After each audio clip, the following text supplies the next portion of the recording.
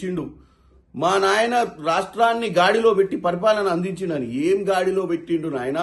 మీరు రాష్ట్రాన్ని ఏ విధంగా దోచుకుర్రో, మిగులు రాష్ట్రంగా ఉన్న రాష్ట్రాన్ని ఎలా అప్పుల రాష్ట్రం దిశగా తీసుకుపోయిర్రో ప్రజలందరూ చూసిరు. కాబట్టే మనని 23ల తర్వాత 24 లోక్సభల తర్వాత కంటోన్మెంట్ ఎన్నికలల్లా తర్వాత జూబ్లీహిల్స్ ఎన్నికలల్లా తర్వాత గ్రామ పంచాయతీ ఎన్నికల 5 సార్ల చెంప మీద లాగి 5 ఏళ్లతోటి కొడితే కూడా మళ్ళా ఇప్పుడు వచ్చి మున్సిపల్ ఎన్నికలు వచ్చినాయని చెప్పి చిల్లర వల్లర మాటలు మాట్లాడుతున్నాం.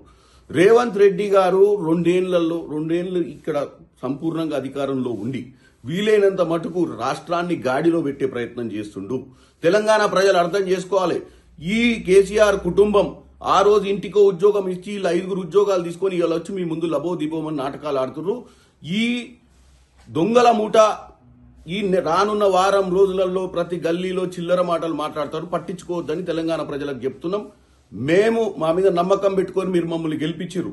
మున్సిపల్ పోల్స్లలో కూడా మీరు గెలిపియండి. ఎందుకంటే పంచాయతీలో గెలిపించిర్రు, మున్సిపల్ పోల్స్ లో గెలిపించిర్రు, పార్లమెంటుకు మమ్మల్ని పంపించిర్రు, వాళ్ళ గుండు సున్నా ఇచ్చిర్రు. ఈ రోజు మా బాధ్యత మేము సక్రమంగా పరిపాలించాలంటే మీ నమ్మకం మా మీద కావాలి. నిజంగానే 5 ఏళ్ల తర్వాత మేమేమి చేయలేని పరిస్థితి వస్తే మీరే న్యాయ నిర్ణేతలు. అంతే తప్ప వీళ్ళు రాత్రి పగలు ట్విట్టర్లలో టిల్లుగాళ్ళు పెడితే దీంతో ఒరిగేది లేదు, తరిగేది లేదు.